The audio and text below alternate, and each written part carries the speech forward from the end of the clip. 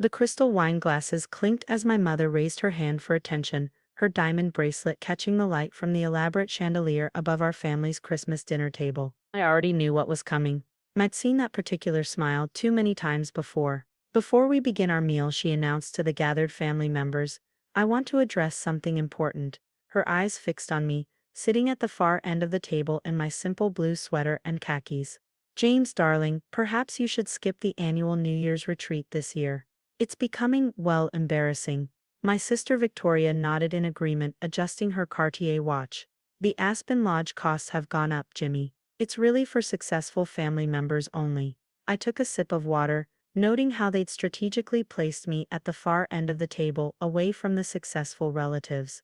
The irony would have been amusing if it wasn't so painful. They had no idea that I owned the entire resort where they held their precious retreat. "Mother," I started, but she cut me off with a wave of her manicured hand. "It's decided. You're simply too poor for this family's standard events. Perhaps focus on building your little computer repair business instead." My phone buzzed quietly in my pocket. A message from Diana, my executive assistant: "Urgent family financial reports complete. Call when possible." I excused myself from the table, ignoring the disapproving looks from my relatives. In the hallway of my parents' mansion, a house that was now, unknowingly to them, mortgaged to one of my subsidiary companies, I returned Diana's call. "What do you have?" I asked quietly. "Sir, the numbers are worse than we thought. Your family's total debt across all entities is approximately $47 million. The interest payments alone are crushing them. They've been taking new loans to pay old ones." I leaned against the wall, covered in expensive artwork that my mother had probably financed. "Break it down for me. Your father's investment firm is underwater by $22 million. Your sister Victoria's fashion line has burned through $8 million in venture capital with no returns. Your brother Michael's hedge fund lost $12 million of clients' money last quarter. The remaining $5 million is personal debt, credit cards, mortgages, luxury purchases. And they have no idea I own most of their debt through various shell companies." "None, sir. The acquisitions were done discreetly through Summit Technologies' financial arm. They still think you run a small IT support business." I glanced back toward the dining room, where I could hear my family laughing about someone's new yacht purchase. "What's their timeline?" Without intervention, 3 months before the first major default, the holiday spending spree accelerated everything. "Keep monitoring. No action yet." I returned to the dining room, where my brother Michael was regaling everyone with stories about his latest successful trade. I knew from my reports that the trade had actually lost millions, but he was maintaining appearances, just like everyone else at this table. "Jimmy," my father called out, his voice carrying that familiar condescending tone, "perhaps it's time you let me handle your finances. A small business like yours needs proper management." I picked at my food, prepared by the chef they could no longer afford. "I'm doing fine, Dad." "Fine isn't good enough for this family," my mother interjected. "Look at your clothes, your car, that terrible apartment you live in. We raised you for better things." If only they knew that my terrible apartment was actually the entire top floor of the city's most exclusive building, or that my old car was deliberately chosen to maintain my cover. Summit Technologies, my little computer repair business, had quietly become one of the largest tech conglomerates in the country. "Speaking of better things," Victoria chimed in, "my fashion line is about to go international. The investors are thrilled." She shot me a smug look. "Some of us understand success." I checked my phone under the table. Diana had sent another message. "Victoria's fashion line creditors meeting tomorrow. They're planning to call in the loans." "That's wonderful, Victoria," I said quietly. "Very impressive." The dinner continued with its usual parade of status symbols and thinly veiled insults. My cousin showed off her new engagement ring, financed by credit cards. My uncle boasted about his latest real estate venture, which my reports showed was months away from bankruptcy. "James," my mother said as dessert was served, "I've been thinking. Perhaps it's time you moved back home. We can help you find a proper career, something befitting the family name." I set down my fork. "What exactly about my career embarrasses you, Mother?" "Oh, darling, fixing computers." "Really? Your siblings are running international businesses. Your cousins are in finance and real estate. And you're practically a handyman." The table erupted in poorly concealed laughter. I noticed my father checking his phone, probably seeing another warning from his creditors. My brother's forced smile couldn't hide the desperation in his eyes. He knew his hedge fund was collapsing. Mother, I said carefully, what would you consider successful? She brightened, always eager to lecture me about standards. Well, look at the family: real estate empires, fashion houses, investment firms, proper businesses with proper offices and proper appearances. My phone buzzed again. Diana, your call in 5 minutes with Tokyo Stock Exchange. Acquisition of tech rival approved. Excuse me, I said, standing. I have a business call. Business call? Victoria laughed. Did someone's printer break down? I walked to my father's study, closed the door, and connected to the conference call. In 20 minutes, I negotiated a $2.3 billion acquisition that would make headlines tomorrow. Summit Technologies would now control 40% of the global market in our sector. When I returned, they were discussing the New Year's retreat again. We've decided, my mother announced, that it's best if you skip all family events until you've improved your situation. We have a reputation to maintain. I sat down, studying their faces, all perfectly composed masks, hiding desperate financial realities. And what if I told you I could afford the retreat? Darling, my mother sighed. Let's not embarrass ourselves. We know what IT support pays. My phone buzzed one final time. Diana, sir, your family's grace period expires at midnight. Should I proceed with the scheduled actions? I looked at my watch. 11:57 p.m. Mother, I said quietly, what would you say if I told you I could buy this house right now? Cash offer. My father laughed sharply. Don't be ridiculous, son. This house is worth $12 million. I finished. Currently mortgaged for $15 million to Summit Financial Holdings. I turned to my sister. Victoria, your fashion line has burned through $8 million in venture capital. The loans are being called in tomorrow. To my brother, Michael, your hedge fund lost $12 million last quarter. The SEC investigation starts next week. The room went deadly silent. How do you? My father started. Summit Financial Holdings is a subsidiary of Summit Technologies, I continued, my voice steady, as are the companies holding most of your debt. Summit Technologies, my little computer repair business, is now valued at $18.2 billion. My mother's wine glass slipped from her hand, shattering on the expensive tablecloth. That's impossible, Victoria whispered. I pulled out my phone and opened my banking app, sliding it across the table. The balance showed more zeros than they had ever seen. I'm not too poor for this family, I said quietly. I own this family's debt, all of it, every loan, every mortgage, every credit card, and at midnight, which is, I checked my watch, now all of it comes due. The grandfather clock in the hall began to chime midnight, as phones around the table started buzzing with notifications. Financial alerts, creditor notices, margin calls, the carefully constructed facade of family wealth, beginning to crumble in real time. Why? My mother asked, her voice barely a whisper. Because you never saw me, I replied. You were so busy maintaining appearances that you never noticed reality. While you were buying things you couldn't afford, I was building something real.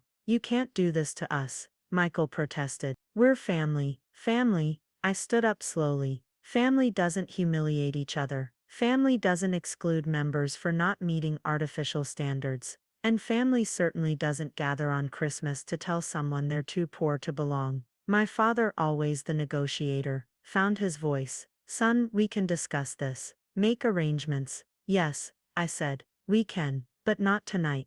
I walked to the door, then turned back. Oh, and about the New Year's retreat. I own the resort, have for 3 years. You've all been staying there on my dime, complaining about my presence in my own property. The silence was deafening. Diana will contact each of you tomorrow with appointment times. We'll discuss debt restructuring, payment plans, and new family dynamics. Until then, Merry Christmas. As I walked out to my deliberately modest car, my phone buzzed one last time. Diana, all financial actions executed. Family accounts frozen. Would you like me to proceed with phase 2? I looked back at the mansion, where lights were coming on in every room as my family began to realize the full extent of their situation. Yes, I replied. And Diana, send them all copies of their credit reports. It's time they faced reality. The drive home to my penthouse was quiet. Tomorrow would bring chaos, crying relatives, legal threats, attempts at manipulation.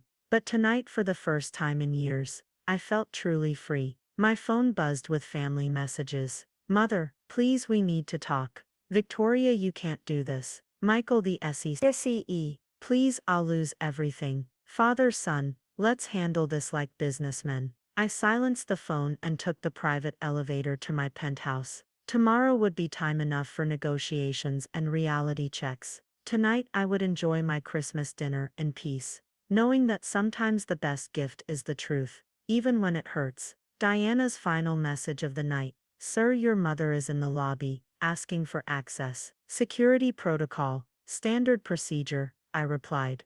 No access without appointment. And Diana, Merry Christmas. Merry Christmas, Mr. Sullivan. Tomorrow's schedule is already full with family meetings. Should I order extra tissues? I smiled, looking out over the city lights. Better make it several boxes. Tomorrow is going to be interesting. The morning after Christmas dawned cold and clear. I sat in my office's conference room, watching the sun rise over the city, while Diana briefed me on the overnight developments. Your mother tried to access 4 different credit cards. All declined.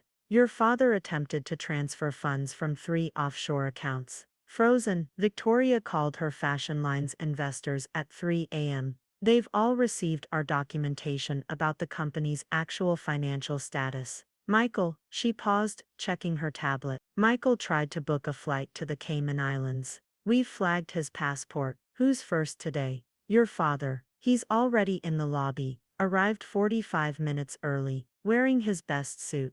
Of course he was. Charles Sullivan never met a situation he couldn't try to negotiate his way out of. Send him up in 10 minutes. And Diana, activate full recording protocols. When my father walked in, I barely recognized him. Gone was the imperious man from last night's dinner. This version looked older, tired, his usual confident stride, replaced by an uncertain shuffle. Son, he started, reaching for a handshake I didn't offer. Let's discuss this reasonably. Sit down, Dad. I gestured to the chair across from me. Diana, please display the Sullivan Investment Group financials. The wall screen came to life, showing charts and figures that made my father wince. His company's true financial state was displayed in merciless detail. Years of bad investments, hidden losses, and mounting debt. These numbers, he said, adjusting his tie nervously, they don't tell the whole story. Actually, they do. You've lost $22 million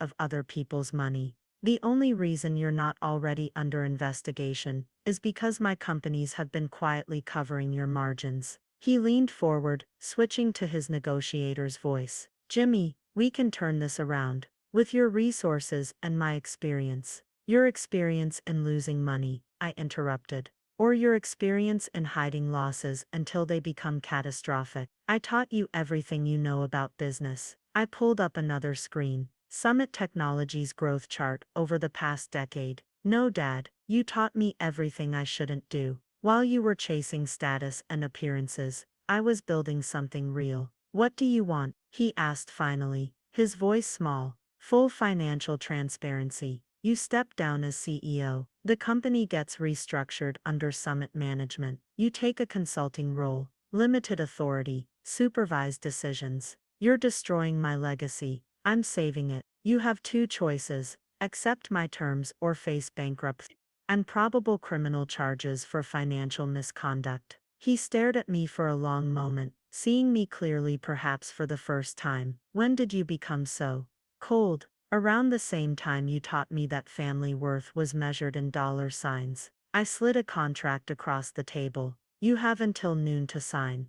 After he left, Diana appeared with fresh coffee and the next appointment details. Victoria's here. She's already threatened to call 3 different lawyers. Show her in. My sister burst into the room in designer clothes that still had the tags on Inie's, probably intended to be returned after wearing, a trick I knew she'd been using to maintain appearances. Oh, you backstabbing little snake. She started, but I cut her off. Your fashion line has never made a profit, I stated flatly. You've burned through $8 million creating clothes nobody wants to buy. The only stores carrying your brand are ones you paid to stock it. That's how the fashion industry works. No, that's how failure works. I pulled up her company's books. You have 200 unsold units from every collection. Your Instagram followers are bought. Your celebrity endorsements are paid for with credit you don't have. She collapsed into a chair, her carefully maintained facade cracking. What am I supposed to do?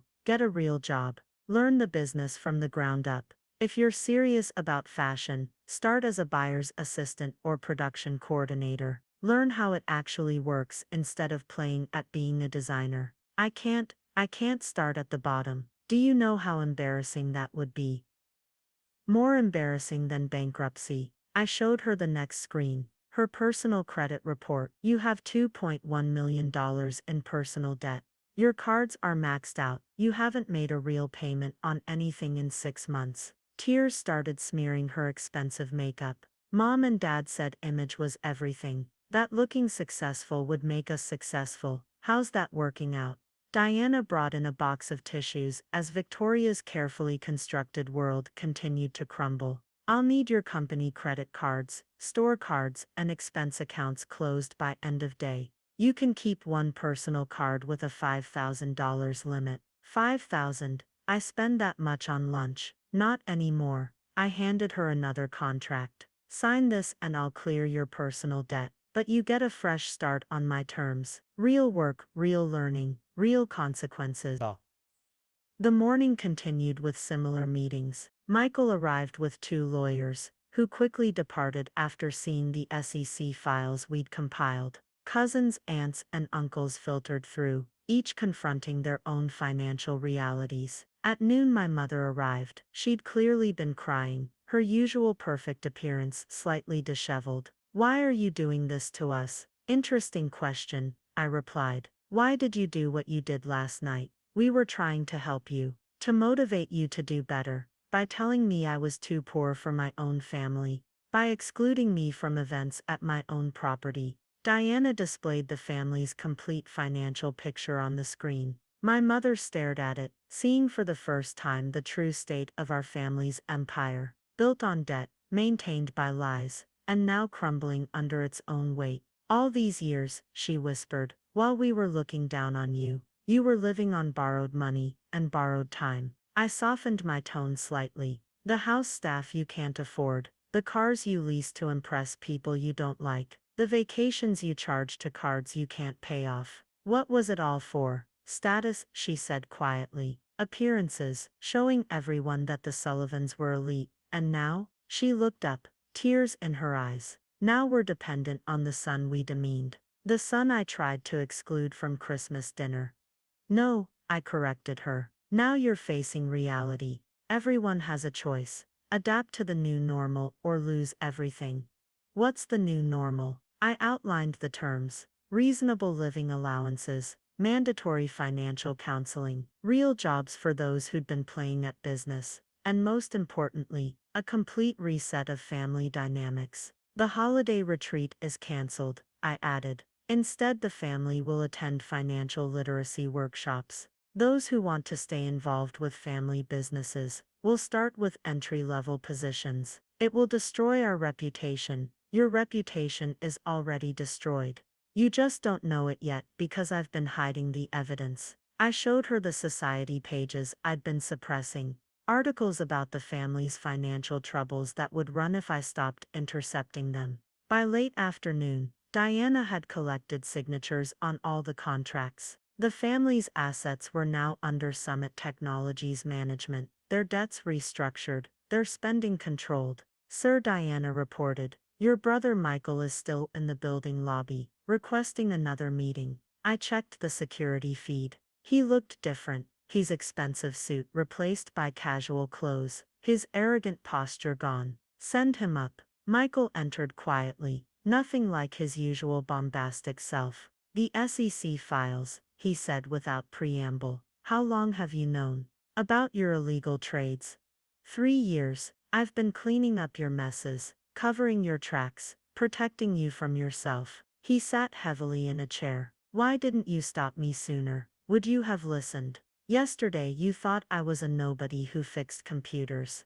Yesterday I was an idiot. He looked up, meeting my eyes. I want to learn, really learn, not just fake it like we've all been doing. It was the first genuine thing I'd heard from any family member all day. There's an entry-level position in Summit's risk management department, 60 hours a week, strict supervision, no shortcuts. When can I start? Perhaps there was hope after all. As the sun set on the day after Christmas, I stood at my office window, watching the city lights come on. Diana brought in the final reports. All family credit cards canceled, accounts transferred, assets secured. Your mother left this, she said, handing me an envelope. Inside was a photo from 20 years ago. Me at my first computer club competition, holding a trophy. I remembered that day. Nobody from the family had attended, deeming it too beneath them. A note fell out. I'm sorry we never saw you. I'm sorry we valued appearance over reality. I'm sorry it took losing everything to recognize what you built while we weren't watching. Mom, Diana, I said, schedule a family dinner for next week. A simple one. No crystal, no showing off, just family. Are you sure, sir? I looked at the photo again. Yes, but this time we'll do it on my terms. Real terms. And the tissues, keep them handy. Reality isn't finished with the Sullivans yet. 1 week after the Christmas confrontation, I stood in my penthouse kitchen watching my personal chef prepare a decidedly modest family dinner. No imported caviar or champagne this time, just good honest food that nobody would photograph for social media. Sir, Diana called from the living room. Your first guests are arriving. Victoria entered first, and I almost didn't recognize her. Gone were the designer labels and excessive jewelry. She wore simple business attire, her hair pulled back practically. Day 3 as a junior buyer's assistant, she said, answering my unasked question. I actually had to make my own coffee. And you know what? It didn't kill me. How's reality treating you? She paused, choosing her words carefully, humbling, but also kind of refreshing. Yesterday I learned more about fabric sourcing than I did in 3 years of pretending to run my own label. Michael arrived next, carrying a folder of documents. The risk management team is brutal, he said, loosening his tie. They fact-check everything. No shortcuts, no smooth talking. I had to redo my first analysis report 4 times. Because it was wrong? I asked. Because it was superficial. Like everything I used to do. He shook his head.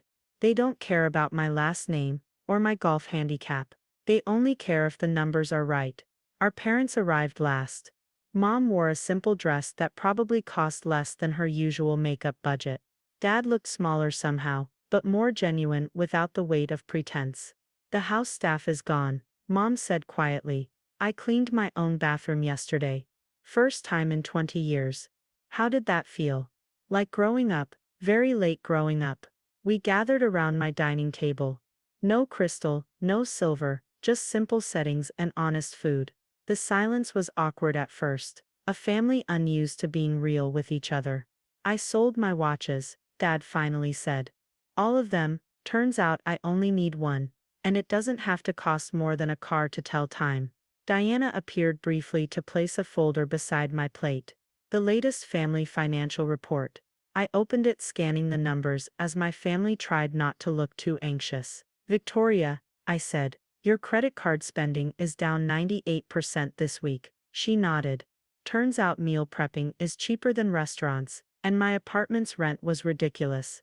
So I'm moving to a normal place next month. Michael, clean trading record this week. Small volumes, everything documented. My supervisor only yelled at me twice. That's an improvement, I noted. He yelled at you hourly last week. Mom reached into her non-designer purse and pulled out a notebook. I've been tracking our actual expenses. Without the staff, the shopping, the events, we could live comfortably on a quarter of what we spent before. Speaking of events, Dad added, I canceled our country club membership. Turns out golf is just as challenging at the public course, and they don't care what brand your clubs are. The chef served our main course, a perfectly prepared but unpretentious meal. No one reached for their phones to photograph it. I have an announcement, I said as we ate. The New Year's retreat is still canceled. We know, Victoria sighed. Financial literacy workshops instead. No, I looked around the table. Instead, we're going to volunteer at a local shelter. All of us, for the whole week. The old family would have erupted in protests and excuses. This new humbled version just nodded. It's time we learned what real value looks like. I continued. Not the value of things, but of actions. The social pages will talk, Mom said quietly. Let them. We're done performing for an audience. Michael leaned forward. The risk management team, they don't know I'm your brother. They're treating me like any other junior analyst. It's the first time in my life I'm earning something on my own merit. That's the point, I replied. Everything before was borrowed or bought. Now you're building something real. Victoria wiped her eyes. I was so awful to you. We all were, all those years, looking down on you while you were quietly building an empire. An empire built on work, not appearance, Dad mused. We taught them all wrong, didn't we? He said to Mom. We taught them what we knew, she replied. But James learned something better on his own. Diana appeared again, placing a small box on the table. Inside were new business cards for each family member. Entry-level positions, no fancy titles. Your new identities, I explained. Real jobs, real responsibilities, real consequences. No special treatment, no family shortcuts. They each took their cards, studying the modest titles that replaced their former grandiose ones. One more thing, I added. Diana has scheduled mandatory family dinner every Sunday. Simple food, honest conversation, no pretenses. And if we slip back into old habits, Michael asked, then you lose your positions, your restructured debt agreements, and your chance to build something real. The rest of dinner passed with conversation about actual work, actual challenges, and actual growth. No one bragged, no one pretended, no one tried to impress. As they were leaving, Mom hugged me. A real hug, not the air kiss she used to give for show. You were never too poor for this family, she whispered. We were too poor in spirit to see your real wealth. After they left, Diana brought me the final reports of the day. Sir, the family's total spending is down 95%. All assigned tasks completed properly. No attempts to circumvent the new systems. She paused, and Miss Victoria's Instagram account has been deleted. Progress, I smiled. Real progress. Looking out over the city lights, I thought about wealth, not the kind that bought crystal and watches, but the kind that bought wisdom and growth. Sometimes the richest moments come when you lose everything you thought mattered and find what actually does. Diana, I called out. Schedule the next family dinner. And this time, I'll cook. You cook, sir? No, but I'll learn. It's time we all learned new things. 6 months after that fateful Christmas dinner, I sat reviewing the family's transformation reports. Diana had compiled them into a simple presentation, free from the artificial gloss that once characterized everything our family did. Victoria, now a full buyer's assistant, earned her first promotion based purely on merit. Her Instagram followers dropped from 500,000 bot accounts to 847 real ones, mostly industry professionals, who appreciated her honest posts about learning the business from scratch. Michael successfully completed his probationary period in risk management. His supervisor's note read, finally showing real analytical skills, has stopped mentioning his last name entirely. Mom volunteering 3 days a week at the shelter where we'd spent New Year's. She'd found a talent for helping other families navigate financial difficulties,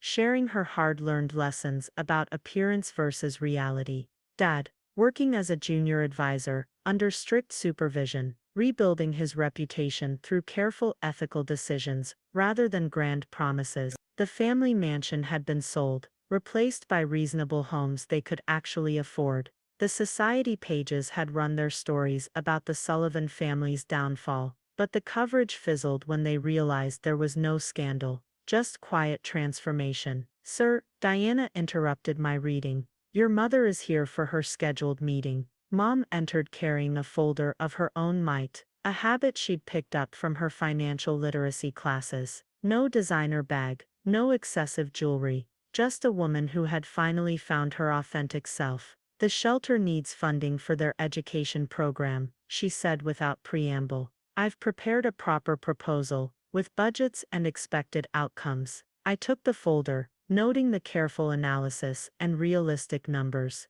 This is thorough. I learned from watching you. Building something real requires real work. She paused. We're also teaching financial literacy classes there now, helping other families avoid our mistakes.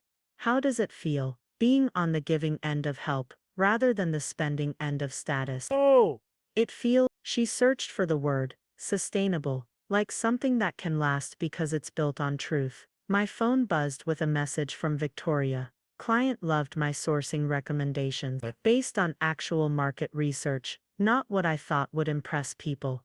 Who knew? Another message followed from Michael. Team lead asked me to check someone else's work, said I have unexpected attention to detail. Had to leave the room to cry a little. They're really changing, Mom said, reading the messages over my shoulder. We all are. The quarterly family financial review is tomorrow, I reminded her. Everyone ready. Actual numbers, actual progress, actual results. She smiled. No more smoke and mirrors. The next day, the family gathered in a standard conference room. No mahogany tables or elaborate decorations. Victoria brought coffee for everyone, made by her own hands. Michael carried a stack of properly analyzed reports. Dad wore a regular suit that actually fit his budget. Diana presented the 6-month progress report. Combined family debt, reduced by 60%, sustainable spending patterns, established all members employed in merit-based positions, no attempts to leverage the family name, real estate holdings adjusted to actual means, social media presence, transformed from show to substance. There's something else, I announced. The shelter's education program. It's been funded, but not by me. I displayed the donor list. Every family member had contributed what they actually could afford, small amounts that came from earned income, rather than borrowed status. We did that, Victoria said wonderingly. With money we actually earned. Which matters more? I asked. The size of the donation that comes from debt, or the integrity of giving what you've truly earned? 6 months ago, I wouldn't have understood the question. Michael admitted. Now I can't believe I ever thought the other way. Dad stood up, straightening papers that didn't need straightening. Son, when you revealed everything last Christmas, I thought you were destroying our family. Instead, you gave us something we never had. What's that? Authenticity, Mom answered. The freedom to be who we are, not who we thought we needed to pretend to be. The meeting concluded with real projections for the next quarter. Orn's conservative, achievable goals, based on actual work, rather than magical thinking. As they left each to their earned positions and right-sized lives, I felt a quiet pride. Diana brought in one final report, the latest society page mention of our family. It was small, just a note about the shelter's new education program, and the Sullivan family's involvement. No artificial glamour, no inflated importance, just the simple truth of people doing good work. Sir, Diana said, your sister asked about the New Year's retreat, and she suggested using the budget to expand the shelter's programs instead. I smiled. Some transformations run deeper than balance sheets and credit scores. Sometimes the greatest wealth is finding your true value, stripped of pretense and built on reality. Diana scheduled a family dinner at the shelter. We're cooking for the residents. All of you, cooking. We've learned how to do real things. Now it's time to do them for others. Looking out at the city, I saw it differently now. Not as a showcase for wealth, but as a community where real value could be built, one authentic action at a time. The Sullivan family had lost their artificial empire, but they'd gained something far more valuable: the wealth of being real.